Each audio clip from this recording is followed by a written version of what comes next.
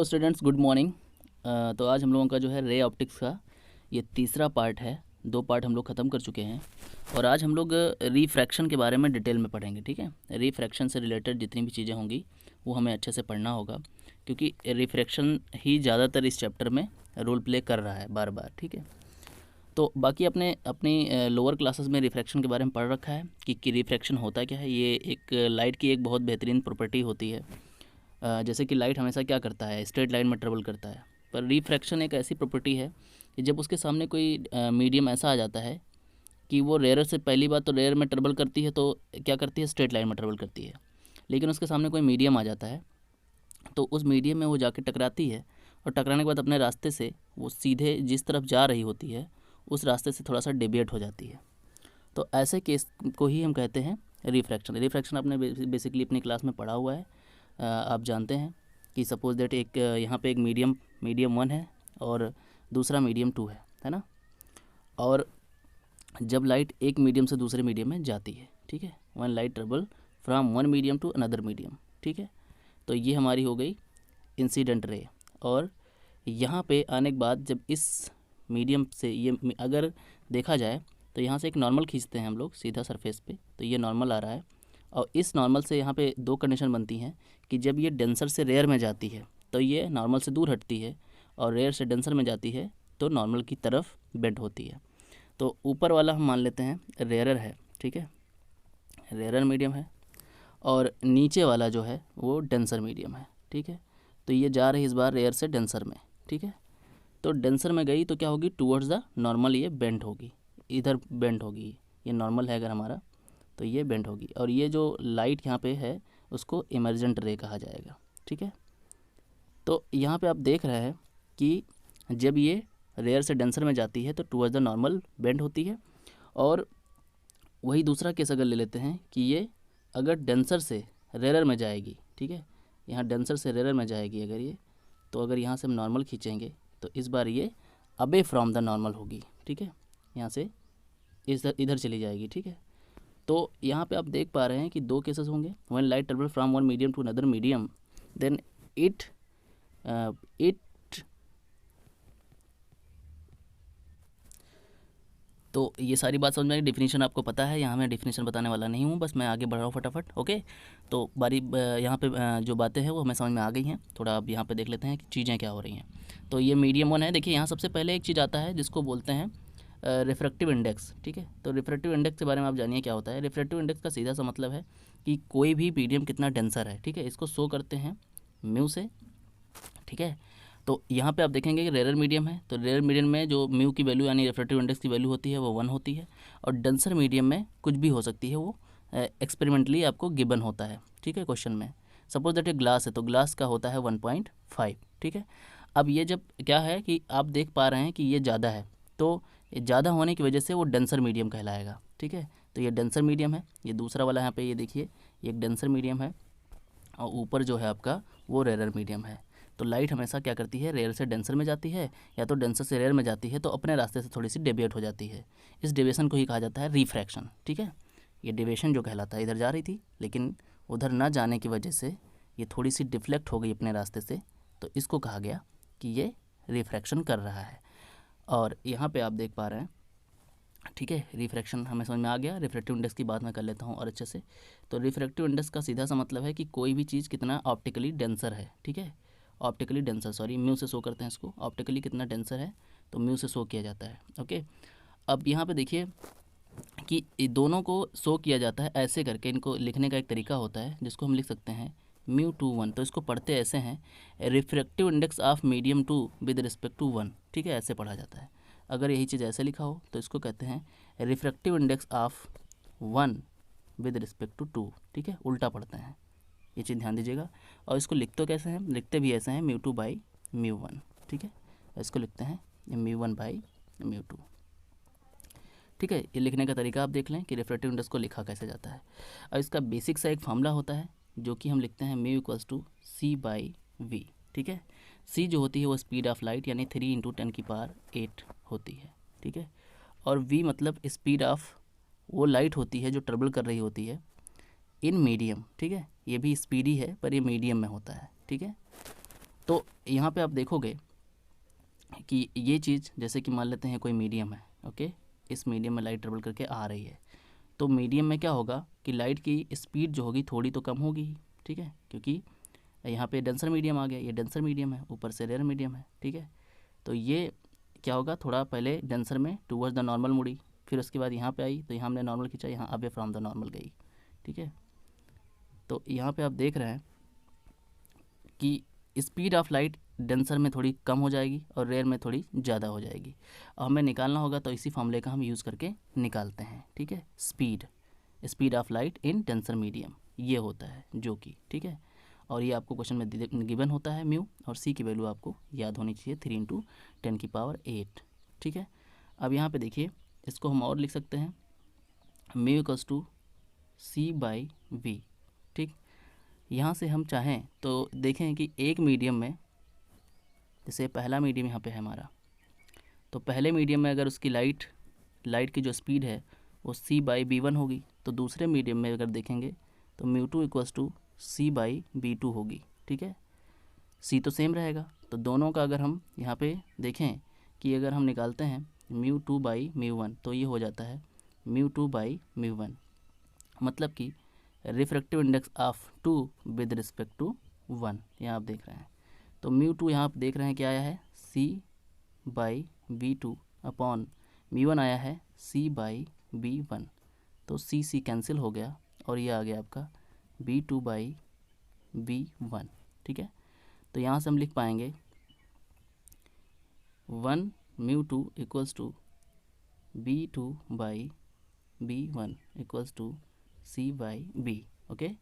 तो ये एक फार्मूला हम लिख सकते हैं यहाँ से, ठीक है। ये स्पीड ऑफ लाइट के रिस्पेक्ट में लिखेंगे तो ये एक्सप्रेशन बनेगा।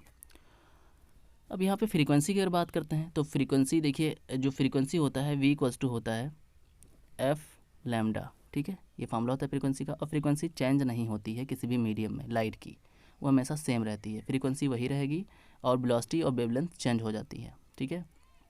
तो यहाँ पे हम क्या कर पाएंगे, तो अगर इसको लिखेंगे तो ये हो जाएगा V2/V1 मीन्स यहाँ से लिख पाएंगे एफ लैम्डा 2/f λ1, तो ये एफ फ्रीक्वेंसी कैंसिल हो गई, तो V2/V1 equals to lambda 2/λ1 equals to C/V या इक्वल्स टू μ1/μ2, ठीक है। तो ये पूरी कहानी है, आप यहाँ से देख सकते हैं, ठीक है। यहाँ से छोटे छोटे न्यूमेरिकल बनेंगे तो ये आपको थोड़ा ध्यान रखना है, नोट करके रखना है। आपका न्यूमेरिकल बेसिकली आपके बोर्ड लेवल का जो न्यूमेरिकल होगा μ इक्वल्स टू C/V पे ही फिनिश हो जाएगा, ठीक है। ये छोटे छोटे आ जाते हैं जो कि आपके मल्टीपल चॉइस क्वेश्चन में हो सकता है इससे क्वेश्चन बन जाए, ओके। तो आपने यहाँ तक पढ़ा और रिफ्रैक्टिव इंडेक्स के बारे में जान लिया। अब छोटी क्लासेस में आप स्नेल्स लॉ के बारे में पढ़ते थे, ठीक है। अब स्नेल्स लॉ आपको बिल्कुल अच्छे से पता होगा कि यहाँ पे क्या होता था कि कोई ये मीडियम है जो कि डेंसर है, लाइट आई, टकराई, टूवर्ड्स द नॉर्मल बेंट हुई, फिर यहाँ टकराई, फिर यहाँ अवे फ्रॉम द नॉर्मल हुई, तो यहाँ से इंसिडेंट एंगल हुआ, यहाँ से रिफ्लेक्टेड एंगल हुआ, ओके। यानी कि यहाँ पे आप देखेंगे रिफ्रैक्टेड एंगल है, रिफ्लेक्टेड तो वहाँ रिफ्लेक्शन होता था। अब यहाँ पे देखेंगे आप कि जो हमारा साइन आई है, ठीक है, वो डायरेक्टली प्रोपोर्शनल होगा साइन आर के, ठीक है। और फिर इसको साइन आई और इसको रिप्लेस करेंगे प्रोपोर्शनल को, तो यहाँ पे एक कांस्टेंट लग जाएगा, उस कांस्टेंट को ही रिफ्रैक्टिव इंडेक्स कहा गया है, ठीक है, साइन आर। उसके बाद दोनों का ratio sine I by sine R equals to refractive index, ठीक है। तो ये रिफ्रैक्टिव इंडेक्स हो गया। और यही रिफ्रैक्टिव इंडेक्स जो है इन दोनों के रेशियो के इक्वल होता है, ठीक है। तो यही चीज़ थी स्नेल्स लॉ, ठीक है, स्नेल्स लॉ यही चीज़ है और कुछ नहीं है, तो इसको थोड़ा ध्यान रखें, आ सकता है, ठीक है, इंपॉर्टेंट है थोड़ा, एग्जाम में स्नेल्स लॉ के बारे में पूछा जाता है। तो ये चीज़ हो गई। अब यहाँ से स्टार्ट होती है मेन चीज़ जो है क्रिटिकल एंगल और टोटल इंटरनल रिफ्लेक्शन क्या होता है। तो देखो, अभी तक हम सीधे पढ़ रहे थे कि लाइट ट्रेवल कर रही थी रेयर से डेंसर मीडियम में, ठीक है, रेयर से डेंसर मीडियम में जा रही थी। बट अभी हम उल्टा करेंगे, अब लाइट ट्रेवल करेगी डेंसर टू रेयर मीडियम में, ठीक। तो इस केस में आप देखेंगे कि क्रिटिकल एंगल बनेगा, ठीक है। अब की बार डेंसर से रेयर में हमें ट्रेवल कराना है लाइट को। चलो स्टार्ट करते हैं। तो देखो, सबसे पहले आप यहाँ देखेंगे कि सपोज दैट ये आपका डेंसर मीडियम है, इधर डेंसर मीडियम है, उधर आपका रेयर मीडियम है, ठीक। अब लाइट ट्रेवल कर रही है, लाइट डेंसर से रेयर में गई, ये रहा आपका नॉर्मल, ठीक है। अब लाइट जब टकराती है सरफेस से, तो ये जब डेंसर से रेयर में जाती है तो अवे फ्रॉम द नॉर्मल जाती है, ठीक है। तो यहाँ से आप देखेंगे ये आपका इंसिडेंट एंगल है और ये आपका रिफ्रैक्टेड एंगल है, ओके। अब यहाँ आप देखेंगे रिफ्रैक्टेड एंगल कह सकते हो या फिर आपका ये इमर्जेंट एंगल भी हो सकता है, ठीक है। अब देखिए यहाँ पे अब क्या काम करेंगे कि धीरे धीरे इंसिडेंट एंगल को बढ़ाना स्टार्ट करेंगे, इस एंगल को धीरे धीरे हम लोग बढ़ाएंगे, ठीक है। तो देखिए ये पहला केस हो गया सपोज दैट। दूसरे केस में आप देखेंगे कि ये लाइट इधर से ट्रेवल कर रही थी, इस बार हमने उसको थोड़ा सा बढ़ा दिया तो ये लाइट थोड़ा और यहाँ से रिफ्रैक्ट हो जाएगी, ठीक है। थोड़ा सा इमर्जेंट एंगल थोड़ा सा और हो जाएगा। तो ये देखेंगे आप, ये हमने जैसे बढ़ाया थोड़ा सा तो वैसे थोड़ा सा और बेंड हुई, वो इस तरफ बेंड होना स्टार्ट हो गई। ये सेकंड केस हो गया सपोज दैट। ऐसे ही एक केस ऐसा करेंगे कि ये पूरी लाइन इस पे आके कोइंसिडेंट हो जाएगी, तो उस केस में ये आप देखोगे 90 डिग्री हो जाएगा। तो उसी को कहा जाता है क्रिटिकल एंगल उस केस पे। यानी थर्ड केस हम ले लेते हैं यहाँ पे, जो ये इंपॉर्टेंट केस है, यही है आपका क्रिटिकल एंगल। कि आप देखेंगे कि यहाँ पे ये सपोज दैट नॉर्मल रहा, और इस बार हमने इंसिडेंट एंगल को कुछ ऐसा किया कि वो जो रिफ्रैक्टेड रे थी वो कोइंसिडेंट हो गई इस लाइन पे, ठीक है, यहाँ पे आ गई, और यहाँ नॉर्मल और इसके बीच में बन गया 90 एंगल, ठीक है। तो आप यहाँ देख पा रहे हैं कि यही चीज़ है आपका क्रिटिकल एंगल, ठीक है, क्रिटिकल एंगल, ओके। तो ये आप समझ गए होंगे क्रिटिकल एंगल है क्या। तो यहाँ पे और कुछ नहीं, बस हमारा जो इमर्जेंट एंगल होता है वो हमारा बन जाता है कितना, 90 डिग्री का। इतना ध्यान देना है बस, ओके। अब और बढ़ाना शुरू कर देंगे, ठीक है। तो इस एंगल को जितना आप बढ़ाओगे तो वो जो ये रिफ्लेक्टेड रे है ये थोड़ा सा और नीचे बेंड होना स्टार्ट हो जाएगी और डेंसर में आना स्टार्ट हो जाएगी, ठीक है। रेयर से किस में स्टार्ट हो जाएगी, डेंसर में। तो क्रिटिकल एंगल हमें समझ में आ चुका है। अब दूसरा टर्म आता है टोटल इंटरनल रिफ्लेक्शन, ठीक है। तो TIR में क्या होता है, इसको इन शॉर्ट TIR बोलते हैं। देखो TIR में ये होगा कि जब हम इंसिडेंट एंगल को, देखिए यहाँ पे समझ लेते हैं, ये इंसिडेंट एंगल हमने इतना बढ़ा दिया कि जो रिफ्लेक्टेड एंगल था या रिफ्लेक्टेड रे थी वो उसी मीडियम में वापस आ गई, ठीक है। ये चीज़ पहले यहाँ पे थी, फिर यहाँ हुई, फिर यहाँ हुई, ठीक है। तो यहाँ पे हो गया क्रिटिकल एंगल, ठीक है, 90 डिग्री बन गया था कि आई जो आपका था वो 90 डिग्री बन गया था, क्रिटिकल एंगल बन गया था। बट अब इस केस में देखिए क्या होगा कि सपोज दैट ये इधर से गई लाइट और ये ट्रेवल करके वापस उसी मीडियम में आ गई, ठीक है। तो ऐसे केस को कहा जाता है टोटल इंटरनल रिफ्लेक्शन। देखिए यहाँ पे इस फिगर से आप समझेंगे कि ये रेयर मीडियम है, ये डेंसर मीडियम है, ठीक है। ये देखिए यहाँ से पहले लाइट ये गई यहाँ से, ठीक। देखिए 90 डिग्री पे अगर जाएगी तो सीधे निकल जाएगी। पहली बात तो ये ध्यान दीजिएगा कि 90 डिग्री पे अगर कोई लाइट आती है किसी डेंसर मीडियम में जाएगी तो वो सीधे निकल जाती है, ठीक है, यानी कि नॉर्मली सीधे चली जाएगी। अब देखिए यहाँ से लाइट गई तो ये देखिए नॉर्मल रहा, नॉर्मल से थोड़ा सा डिफ्लेक्ट हुई, ठीक है। तो ऐसे डिफ्लेक्ट हुई यहाँ पहुँची, फिर फाइनली अंदर आ गई। तो इस केस में आप देखोगे यहाँ पे कि जो आई आपका है वो बड़ा हो गया क्रिटिकल एंगल से, ठीक है। तो इस केस को कहा जाता है टोटल रिफ्लेक्टेड रे, ओके। तो यहाँ पे आप देखोगे कि यही चीज़ वापस चली आई, तो इसी वजह से इसको कहा जाता है टोटल इंटरनल रिफ्लेक्शन, ठीक है। ये अंदर जो है उसी मीडियम में वापस आ जाए, ठीक है। बस इतना ध्यान रखो कि ये मीडियम है, यहाँ से लाइट गई फिर उसी मीडियम में वापस आ गई, ठीक है। तो ये डिपेंड करता है कि आपने कौन सा एंगल दिया है कि ये जो है इंसिडेंट एंगल और वो कैसे ट्रेवल करके आई है, ठीक है। उस केस में आपका आई ग्रेटर होना चाहिए क्रिटिकल एंगल से, बस आप तुरंत समझ जाइए कि वो उसी मीडियम में वापस आने वाली है। तो ये अलग अलग क्रिटिकल एंगल दे रखे हैं, ठीक है। और ये रिफ्लेक्टिव इंडेक्स है, जैसे वाटर का, ग्लास का, डायमंड का। तो ये आपको याद नहीं करना है, बस ऐसे देख लें। यहाँ पे आप देखेंगे कि जैसे ये लाइट गई ट्रेवल करके आई, यहाँ इंटरनल रिफ्लेक्शन वाला केस दिखा रहा है, ठीक है। तो देखिए मिराज जो बनता है, मिराज जो वहाँ पे बनता है हमारे डेजर्ट में, तो हम देखते हैं कोई भी जो पेड़ होता है वो जस्ट उसके नीचे उसका एक इमेज बनता है, तो वो ऐसा। तो लेंस मेकर फॉर्मूला तक हो गया था। अब ये स्टार्ट करते हैं कॉम्बिनेशन अब थिन लेंसेज, ठीक है। कॉन्टैक्ट में अगर रखे हों तो उस केस में क्या होगा, दो मान लेते हैं, एक लेंस इधर है थिन है और एक इधर लेंस है, दोनों कॉन्टैक्ट में रखे गए हैं। उस केस में क्या होता है कि लाइट यहाँ से जाती है, टकराती है, टकराने के बाद फिर यहाँ टकराती है, फिर उसके बाद यहाँ से मुड़ती है, यहाँ टकराती है, तो फिर इमेज बनता है, ठीक है। तो इस केस में एक बहुत बेसिक सा फार्मूला आता है जिसको न्यूटन फार्मूला कहा गया है, तो उसको थोड़ा ध्यान देना है।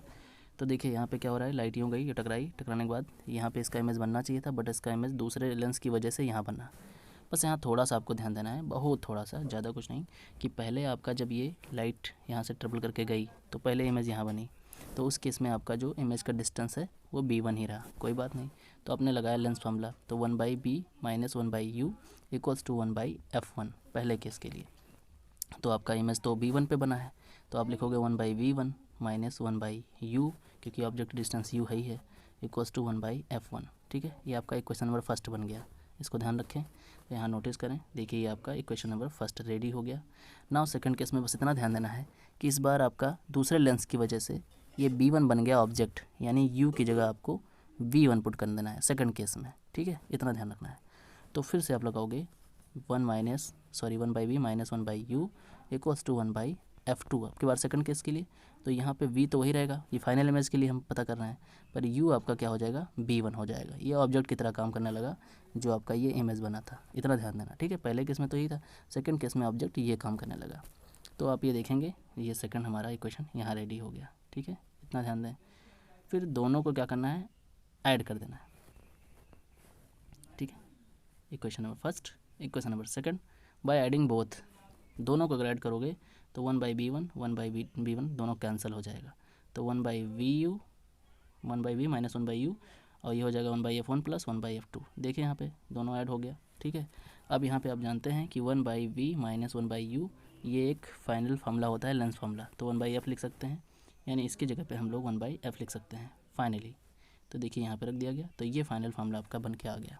ठीक है, और क्लियरली देखोगे तो ये formula f 1/f equals to f1 plus f2 cross multiply करके नीचे आएगा f1 और f2। ठीक है, तो f इक्वल्स टू आपका है f1 f2 by f1 plus f2, ये आपका न्यूटन फार्मूला है। ठीक है, ध्यान देना इसको, तो ये इम्पोर्टेंट रहा आपका। बाकी यहाँ से आप देख सकते हो 1/f1 1/f2 1/f3, तो ये पावर का फार्मूला हो गया, तो ये पावर के फॉर्म में भी लिखा जा सकता है। तो इसको थोड़ा सा ध्यान देना है बस, और कुछ नहीं। देखिए छोटा सा क्वेश्चन यहाँ पूछा गया है और कॉन्टैक्ट में लेंस रखे गए हैं, तो थोड़ा सा न्यूमेरिकल करोगे तो एक्सपीरियंस हो जाएगा आपको।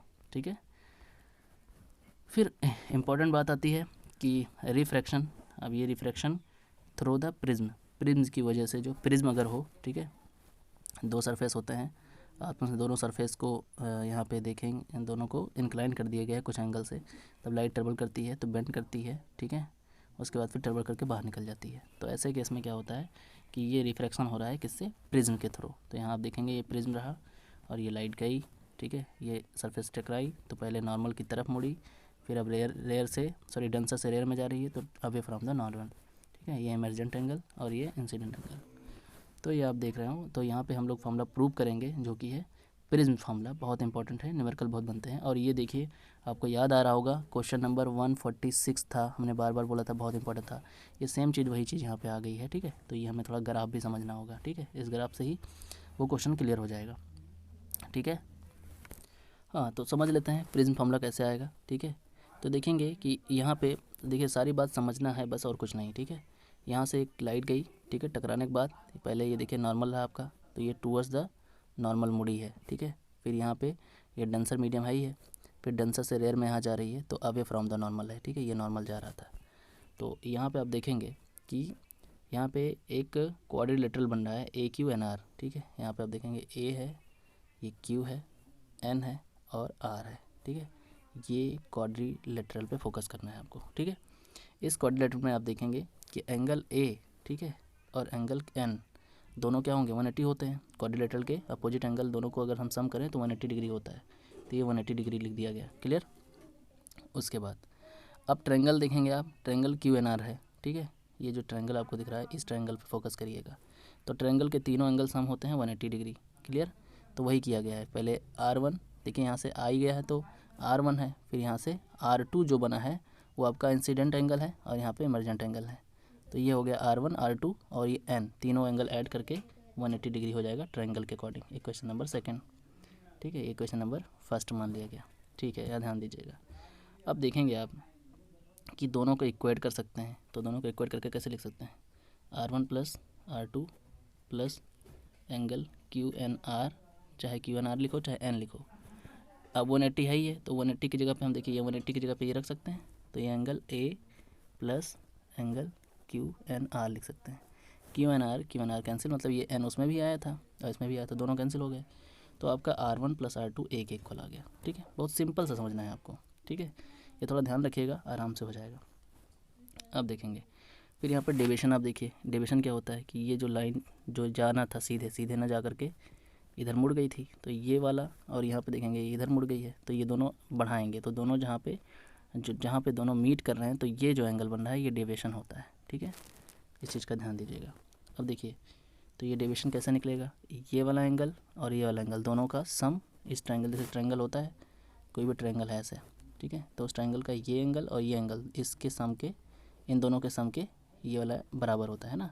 अगर ये अल्फ़ा है और ये बीटा है तो ये अल्फ़ा प्लस बीटा होता है, ये आपको पता ही होगा। ठीक है, बाहर जब एक्सटीरियर में कोई होता है ट्रायंगल के एक्सटीरियर में कोई भी एंगल होता है, तो उससे जो दूर ये दोनों एंगल होते हैं, इन दोनों के सम के ये वाला इक्वल होता है ना, ये तो पता है।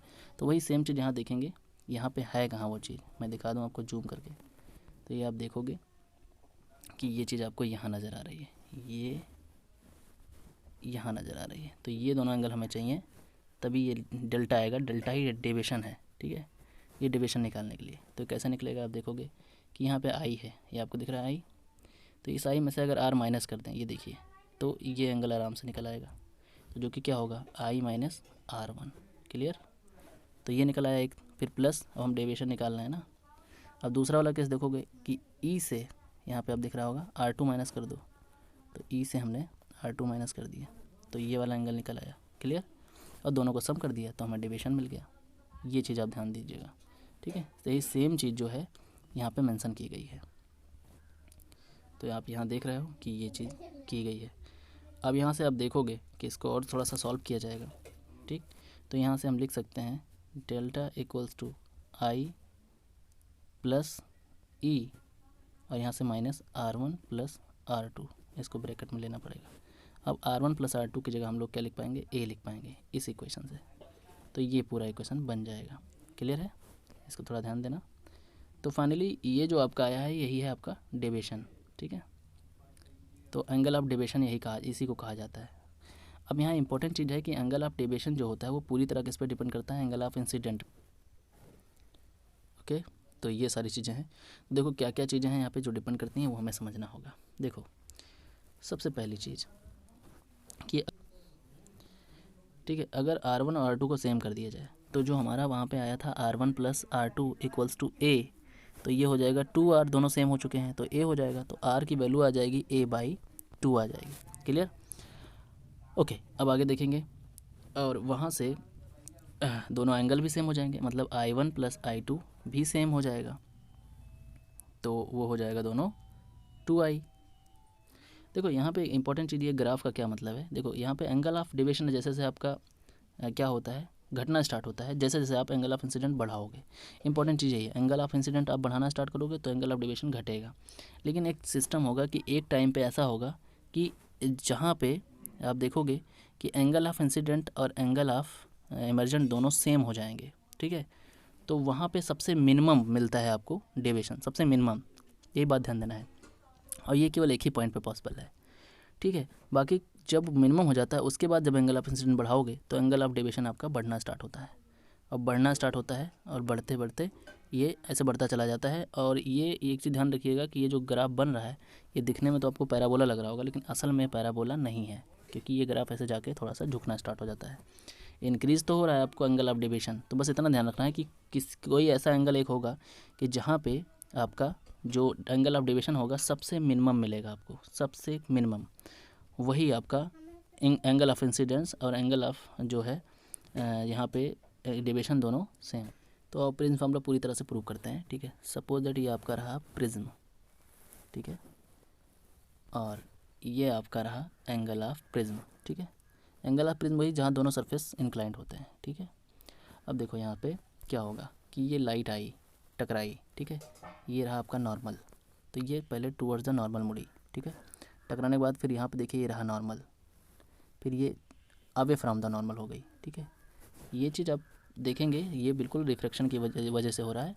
जो लॉ ऑफ रिफ्रैक्शन आपने पढ़ा था कि टूवर्ड्स द नॉर्मल डेंसर में जाती है तब होता है, अवे फ्रॉम द नॉर्मल जब रेयर में जाती है। ठीक है, तो ये रेयर मीडियम, ये डेंसर मीडियम और फिर ये रेयर मीडियम। ठीक है, अब देखिए ये रहा आपका इंसिडेंट एंगल। ठीक है, ये रहा आपका इमर्जेंट एंगल।